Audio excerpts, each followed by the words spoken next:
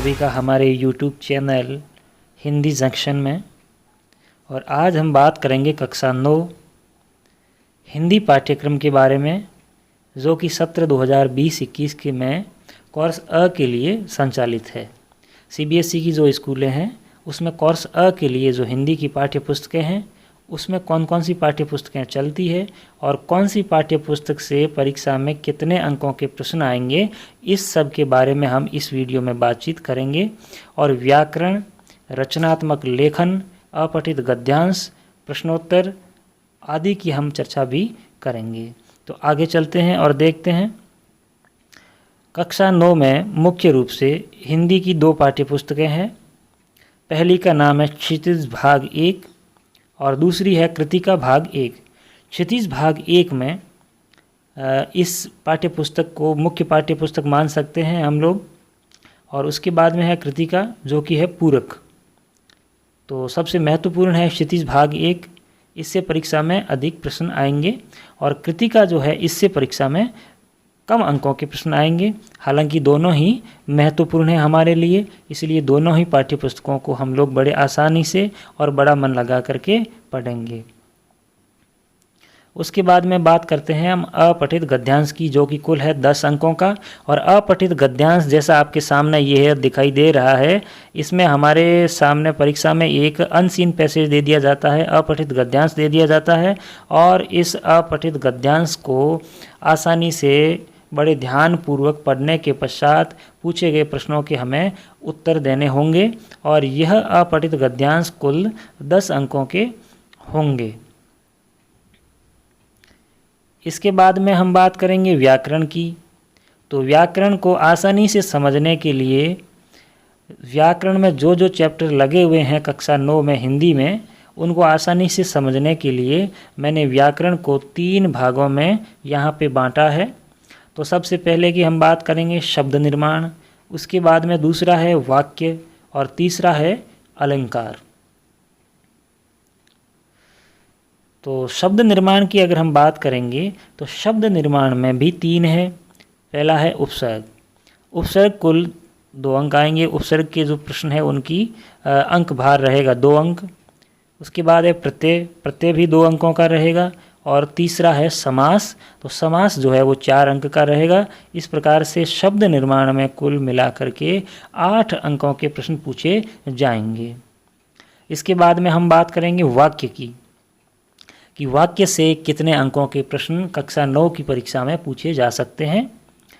तो वाक्य में देखते हैं वाक्य के भेद, लेकिन ध्यान रहे वाक्य के भेद केवल अर्थ के आधार पर ही पूछे जाएंगे।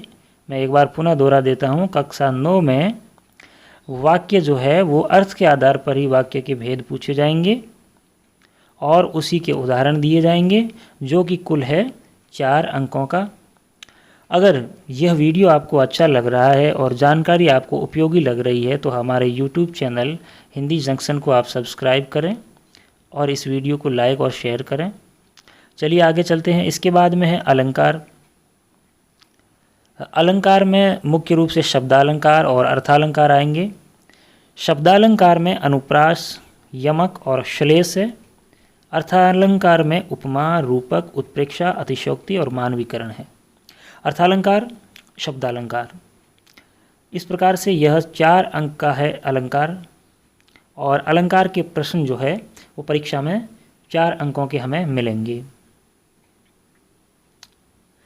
इसके बाद में हम बात करेंगे पाठ्यपुस्तकों की। तो सबसे पहले हमारे सामने है क्षितिज भाग 1। यह पाठ्यपुस्तक बहुत ही ज़्यादा महत्वपूर्ण है, क्योंकि इस पाठ्यपुस्तक से काफ़ी ज़्यादा अंकों में प्रश्न हमें परीक्षा में पूछे जाएंगे। तो सबसे पहले बात करते हैं क्षितिज भाग 1 के गद्य भाग की। गद्य भाग से 14 अंकों के प्रश्न पूछे जाएंगे, पद्य भाग से भी 14 अंकों के प्रश्न पूछे जाएंगे, और कुल मिलाकर क्षितिज पाठ्यपुस्तक से 28 अंकों के प्रश्न हमें परीक्षा में पूछे जाएंगे। अब हम बात करेंगे कृतिका की। तो कृतिका भाग 1 जो कि पूरक पाठ्यपुस्तक है, इस पाठ्यपुस्तक से केवल 6 अंकों के प्रश्न ही परीक्षा में हमें देखने को मिलेंगे, लेकिन यह भी बहुत ही ज़्यादा महत्वपूर्ण पाठ्य पुस्तक है, इसको भी हम हल्के में नहीं लेंगे। और इसमें भी 6 अंकों के प्रश्न है वो बहुत ही ज़्यादा महत्व रखते हैं, बहुत ही ज़्यादा इम्पोर्टेंस रखते हैं। अब हम बात करेंगे रचनात्मक लेखन की। यह थोड़ा ध्यान लगा कर देखना, यहाँ पे आप थोड़ा ध्यान लगाएंगे कि रचनात्मक लेखन जो है वो कुल 20 अंकों का है और इस बार CBSE ने बहुत अच्छा परिवर्तन भी किया है। सबसे पहले हम बात करेंगे अनुच्छेद लेखन की।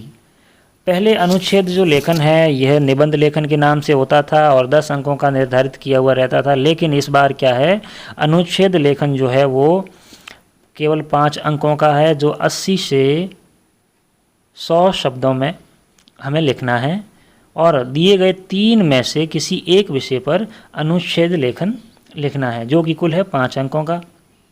दूसरा है पत्र लेखन। पत्र लेखन में 5 अंकों का है पत्र लेखन भी। इसमें औपचारिक अथवा अनौपचारिक दोनों प्रकार के पत्रों में से किसी भी एक पर हमें पत्र लिखना है। तीसरा है संवाद लेखन। संवाद लेखन भी 5 अंक का है और संवाद लेखन में आंतरिक विकल्प दिया हुआ मिलेगा, मतलब हमें विषय चयन की थोड़ी सी आज़ादी वहाँ मिल जाएगी। और अंतिम है लघु कथा लेखन। लघु कथा लेखन CBSE द्वारा इस बार जोड़ा गया एक नया रचनात्मक लेखन का नया एक है, तो जो कुल है 5 अंक का और इसको शॉर्ट स्टोरी कह सकते हैं हम, जो 100 से 120 शब्दों में शॉर्ट स्टोरी हमें लिखनी है। तो इस प्रकार से ये कुल 20 अंक का हो गया। रचनात्मक लेखन बहुत ही ज़्यादा महत्वपूर्ण है, जो 5 अंक का है। पत्र लेखन 5 अंक का है, संवाद लेखन 5 अंक का है, लघु कथा लेखन 5 अंक का है और इसमें से अनुच्छेद लेखन और लघु कथा लेखन इस बार नए जोड़े गए हैं।